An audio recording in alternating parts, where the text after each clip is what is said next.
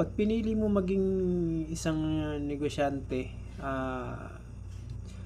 umpisa mo ng tanggapin na ah, iwanan na yung mga dati mong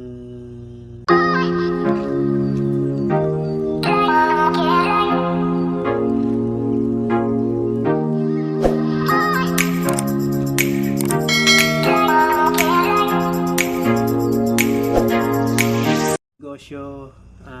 Isang panibagong araw, panibagong vlog. 292 days bago ako maging isang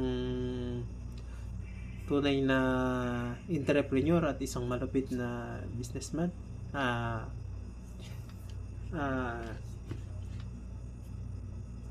Natutuwa ako sa mga naririnig ko about sa mga businessman na nagsisimula pa lang. Yung iba nakapagsimula na. Nagsimula rin sila sa wala. Nagiging inspirasyon ko sila ngayon. Kasi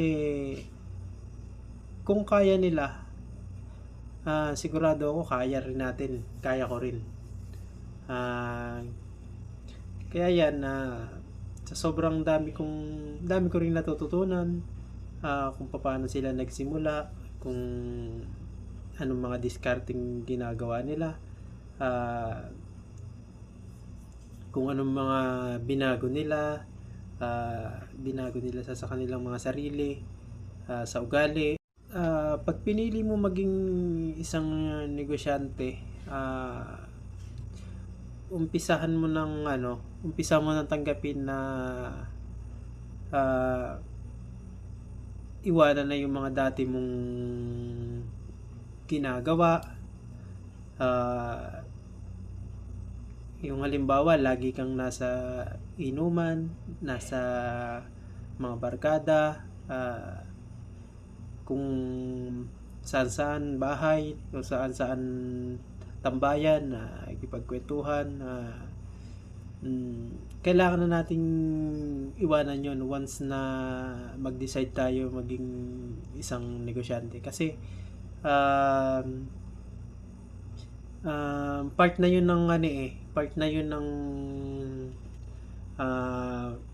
pagbabago natin sa ating sarili. Simula na yun.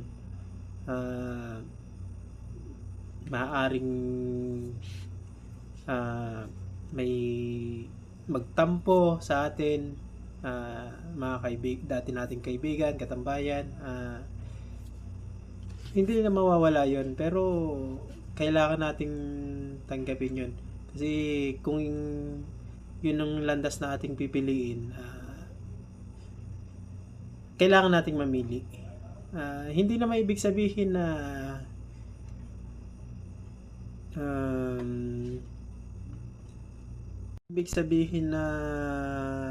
hindi na tayo sumasama sa kanila, nabawasan na ng oras yung pakikisalamuhan natin sa kanila. Hindi ibig sabihin na nagbago na tayo. Kailangan lang talaga natin tanggapin na napaka-importante nung bawat oras, bawat minutong lumilipas sa atin, kasi marami tayong kailangan asikasuhin, isipin tungkol sa ating negosyo, magplano. Kung gagawin pa natin yung dati nating mga ginagawa, baka hindi natin mahati yung ating isip, mahati yung ating atensyon, imbis na